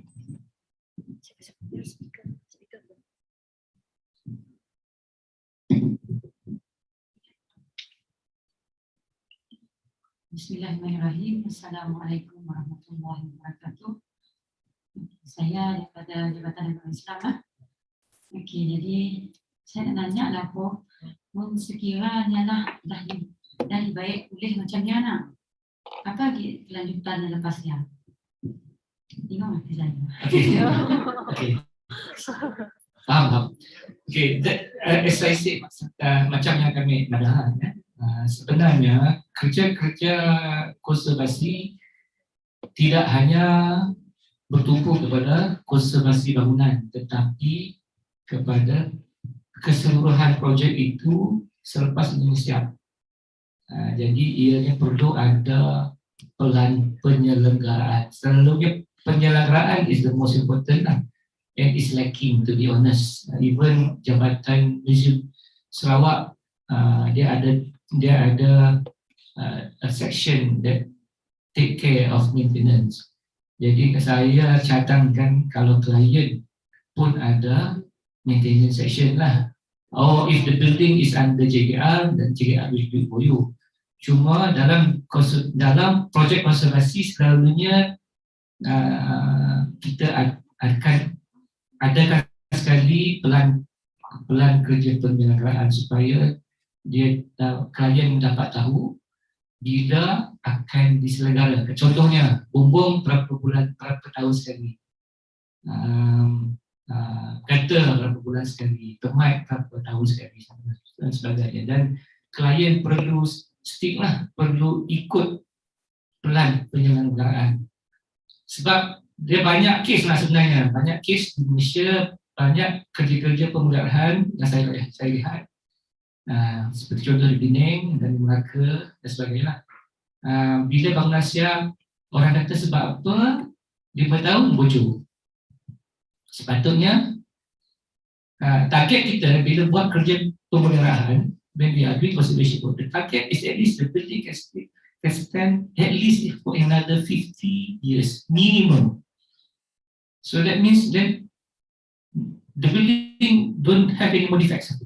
Defect akan ada sebab you tak boleh, dia bukan kata kita nyah defect kan, nyah defect tak boleh. Tapi kita nak slow down. We want to slow down. That's why I said maybe after 50 years another major work. But kalau dia after 10 years dah rosak, that means something wrong lah. So klien mesti ikut, ataupun kalau tak ada pelan penyelenggaraan, klien boleh bertanya lah. Sekarang ni pun kalau ikut Sarawak Heritage Ordinance, last time it was not compulsory, but now any projects involving a gazetted building, you must have a conservation management plan. Dalam bahasa Melayu ya, plan conservation management plan, pelan pengurusan pemeliharaan. Dalam bahasa Inggeris CNP atau HMP, Heritage Management Plan ataupun Conservation Management Plan. Tapi dalam ni digunakan CNP, pelan pengurusan pemeliharaan. Pelan pengurusan pemeliharaan ini dia sebelum kerja-kerja jalan. Katalah klien nak buat satu projek, contohnya katalah church pavilion. Let's say dia uniform nak buat kerja-kerja pembaik kuliahan church. Sebelum kerja-kerja jalan, sebelum even tender, sebelum even konsultan masuk, dia kena rantik seseorang untuk buat pelan pemeliharaan, pelan pengurusan pemeliharaan, conservation management plan. What constitute conservation management plan? Macam-macam, termasuk conservation plan ni macam-macam ya dalam dia satu dia akan study about the site, dia akan study about the building, condition of the building, dia akan study, dia akan suggest a buffer zone to protect this building from future encroaching, other development encroaching the site. Okay, dia kena ada terangkan heritage zone. Then part of it they have to suggest a maintenance plan dia lah, maintenance plan. Then the client they must follow this because CNP ni dia dalam act, so you mesti follow. Tapi yang projek-projek sebelum tak ada lah, minta maaf lah. Yang projek baca negara tak ada, dia tak termaktub dalam, sebab masa ni belum ada Sarawak Heritage Ordinance. Dia masih pakai yang lama ya, Sarawak Cultural Heritage Ordinance tak ada CNP. So now JNS realize about the importance of that, so they include it. But tapi tak terlambat, kalaulah klien dah ada macam contohnya kepada Islam nak jaga bangunan masyarakat tadi, dia boleh rujuk kepada pakar. Saya selalu beri kepakaran saya dekat lelaki, tak ada masalah. Jadi boleh bertanya saya pun tak apa, macam mana nak manage. Tapi you kena ada orang yang manage dan maintain. Cara kekerapan tu saya boleh advise. Tapi yang nak manage, maintain, the client. Okay, terima kasih. Any more questions?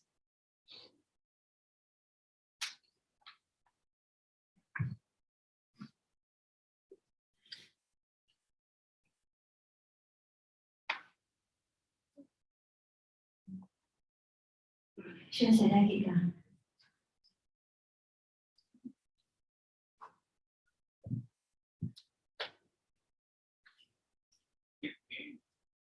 Kashima.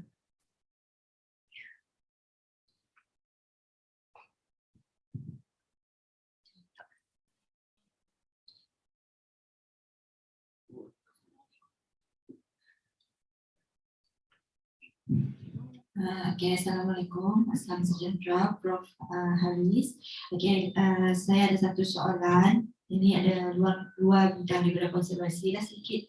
Soalan saya adalah mengenai sejarah bangunan Masjid Al-Qadim itu sendiri. Adakah sejarah lisan pernah dilakukan untuk sejarah bangunan itu sendiri?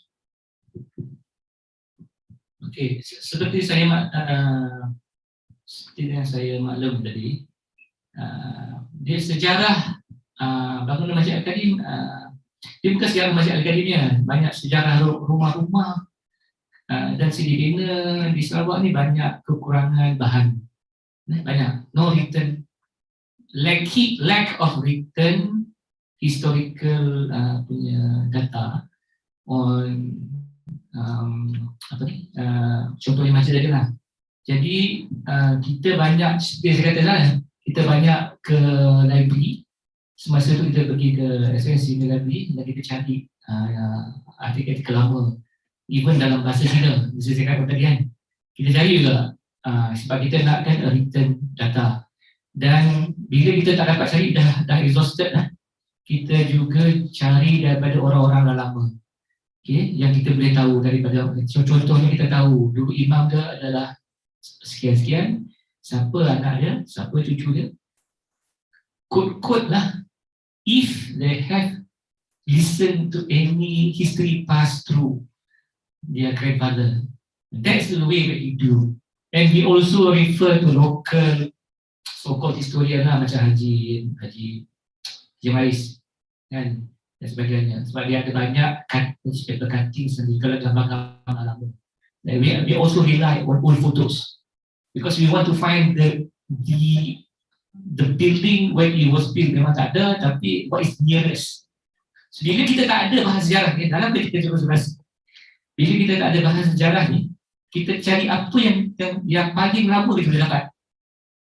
Macam contohnya seperti saya buat museum Sarawak Museum kan, dia sampai bila, sebab kita kena decide kita nak restore dia daripada bila. Contohnya kita nak restore, kalau kita nak restore, takkan kita nak restore daripada dia tiang 4 tadi. Kita tak ada bukti. Betul. So kita cari bukti yang terdekat. Contohnya macam Sarawak Museum. It was only one wing. Okay, Sarawak Museum one wing. Then 1911 they add another wing. 1940s they add the veranda. 1953 they add another roof. And so on. So we decide on those evidence, historical evidence, we decide to which era that we will restore. Faham tak? Macam-macam kali kita tak ada choice, kita tak ada record. So kita restore dia macam ni lah. Cuma kita daripada gambar lah, kita tengok balik. We find out what is the railing, the railing, susul tangan tu macam kita bentuk dan sebagainya. Ada menara, kita ada balik, contohnya kan. Jadi kita tak ada return, memang tak ada. That's a problem untuk pustaka lah. I told museum as well. Pustaka dengan DDP Ceramah Sarawak pun saya dah mention. So we are working with DDP Ceramah Sarawak sekarang for a lot of documentation of rumah lana, rumah Melayu dan sebagainya. Melalui kerja-kerja investigasi macam ni lah. Gambar-gambar lama, interview, cari sejarah-sejarah. Sometimes written sejarah ni kadang-kadang dalam buku orang putih saja. Travelogue. We also refer to travelogue. Sometimes you mention when I arrive at Cebu, I can see a mosque, whatever. From the description, we can tell. Those are we try to find whatever sebenarnya. Tak kira dari mana source. I hope it answer your question. Thank you. Okay, Prof. We have another 2 questions. One of them is, just now Prof mentioned there was a first church in Sarawak, in the oldest church. So what kind of renovation do you plan to do? And if you do, what will you still preserve in the church? Okay. Church ya, ramai saya tahu kan. A lot of people didn't know about the church. Okay, the church historically sama macam masjid, no written. Ada a few written words lah, written articles lah, but not directly of the church. Okay? So we have to find data from somewhere else, maybe from the missionaries last time. Maybe they have data, they came over and built a church and so on. So the church, the thing is, the church is under Unifor. They manage the church, but Unifor there is no budget conservation. Because Unifor hanya ada budget untuk repair. Not conservation. Repair is different. Repair macam tampalan, pucuk tampal. So, in order to restore that building, it may take millions. I don't know how much, but they didn't do any calculation yet. It's not very early stage, but it'll be millions. Millions. It won't be enough. Unifor don't have the money. So now Jabatan Museum Sarawak approached me to go in there and see what can be done. Okay. It can be restored. It can be restored, even though the condition was quite bad. Some of timber missing. Ada orang curi lah, maybe the same thing with Masjid Al-Qadim. Ada orang curi kayu lian. Masjid tu curi lah. Dia tahu lah, orang dia. Yeah. Bumbung, of course, the brilliant shingles gone. They put metal deck, zinc color, and so on. So it can be restored, but the funding may come from the government lah. So that's why Jabatan Museum Sarawak came in to see what is the possibility, what can be done. So I told museum, yes, it can be done, it can be restored, but we need to have further study lah on the strength of the building and so on. There's a lot of input we need from consultant as well.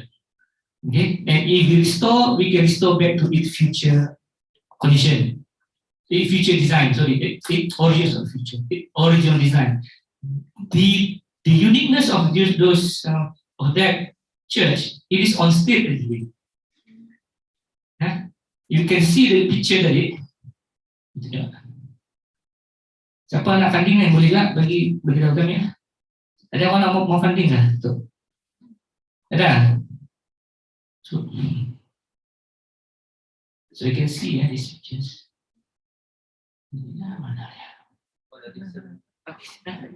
Okay, this church is on stilts. Same thing as the fort design. So underneath is actually empty. So the floor is here actually. But now they have taken out the floor, hilang kayu lah. So the church, they sit on this ground. So if we want to restore, we decided lah, later on, we're going to reinstate the timber flooring. But it's very beautiful. The structure inside is very beautiful. Okay. This is the altar. Yeah.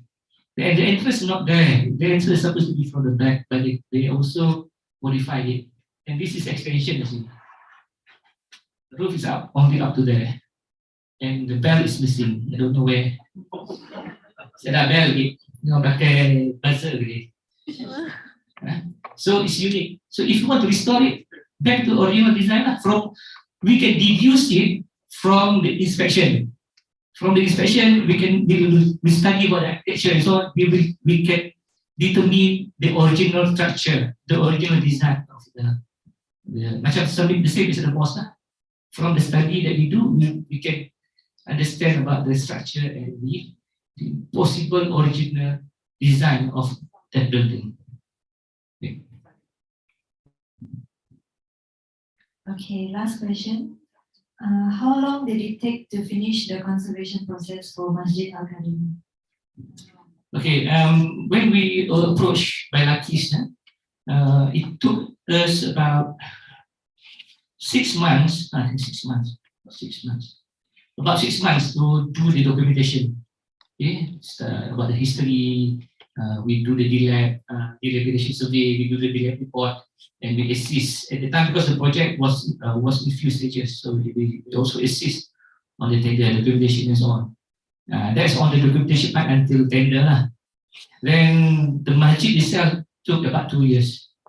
Okay, but the reason being because they are done in few stages because of funding. When the funding is from one source, maybe is quicker, but because the funding was divided into 3, I think. Okay, there are 3 funders for the project. Because building about that size, conservation work itself, the shortest time is about 1 year. Shortest time. But if you want to be on the safe side, I would say 1.5 years. Because you cannot rush. Some of the things you cannot rush. Okay? So agencies need to understand that. Okay, thank you, Prof. Nadia. Okay, so now we will move on to the Moral Balas. Or before that, we would like to invite Cik Nur Amanina, representing our Junior Manager of Pustaka Sibu, to hand over a token of appreciation to Prof. Nadia.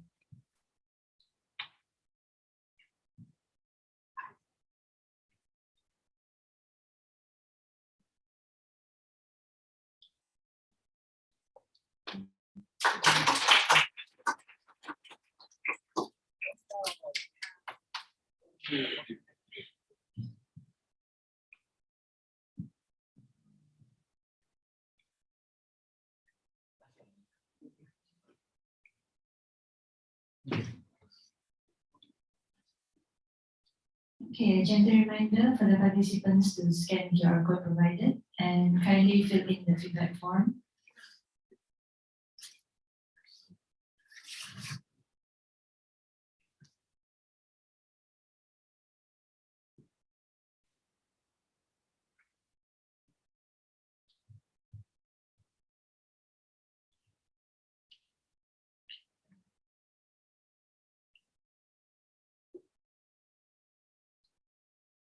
Okay, while waiting, we would like to thank you, Prof. Nadia, and on behalf of State Record Repository and Sarawak State Library, we would like to express our deep gratitude for Professor Nadia for joining us today, as well as the participants for spending time with us during this session. We would like to apologize for any shortcomings that may occur during the talk session. Any shortcomings we will overcome as best as we can, and we hope to see you again at the next talk. For your information, refreshments are provided at Pustaka Cafe downstairs near the lobby.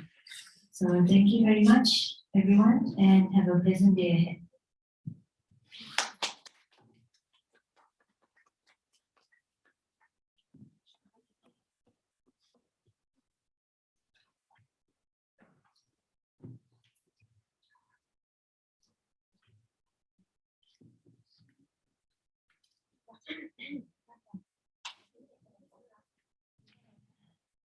Before we leave this room, photography session first with Prof. Nadia. Kita ambil gambar dulu sebelum ambil makanan. Di sini. Tangga ni. Di sini lah, tempat tadi kah? Okey.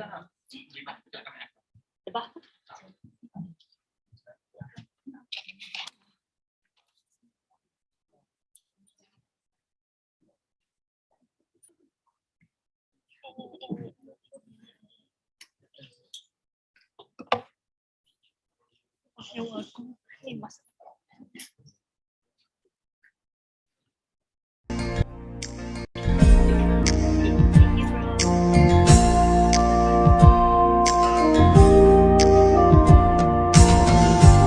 Seragam indah megah menjadi kebanggaan kita, bukti wawasan dicita,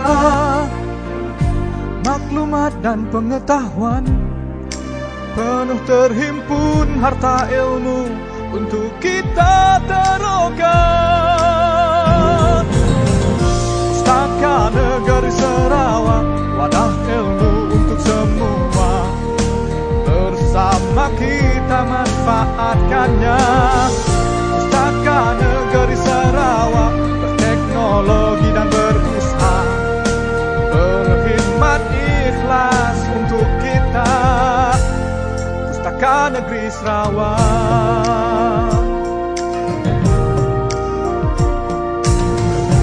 Tersergam indah megah menjadi kebanggaan kita, bukti wawasan dicita,